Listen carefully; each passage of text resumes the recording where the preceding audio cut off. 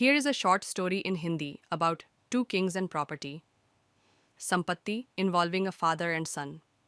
दो राजाओं की संपत्ति. एक पिता और पुत्र की कहानी. बहुत समय पहले की बात है. एक विशाल साम्राज्य में दो राजा रहते थे.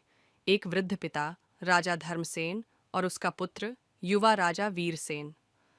राजा धर्मसेन ने वर्षों तक राज किया और अपने साम्राज्य को समृद्ध बनाया. जब वह वृद्ध हुआ, उसने अपने पुत्र को गद्दी सौंप दी, लेकिन संपत्ति का बंटवारा नहीं किया. धर्मसेन सोचते थे कि संपत्ति तो पूरे परिवार की होती है, लेकिन वीरसेन, जो अब नया राजा बन चुका था, सोचता था कि अब सब कुछ उसका अधिकार है.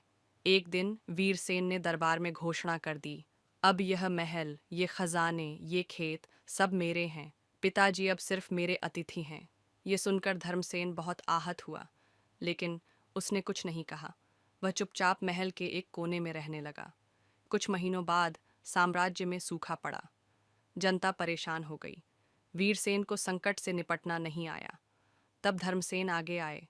उन्होंने पुराने अनुभव से अनाज का भंडारण खुलवाया, जल प्रबंधन शुरू किया और संकट को टाल दिया.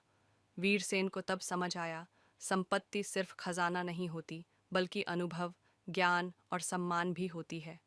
उसने सार्वजनिक रूप से क्षमा मांगी और कहा, पिताजी, आप सिर्फ इस राज्य के राजा नहीं, मेरी सबसे बड़ी संपत्ति है. सीख. संपत्ति सिर्फ धन और जमीन नहीं होती, बुजुर्गों का अनुभव और आशीर्वाद सबसे बड़ी संपत्ति होती है. क्या आप इस कहानी का चित्र या ग्राफिक भी बनवाना चाहेंगे?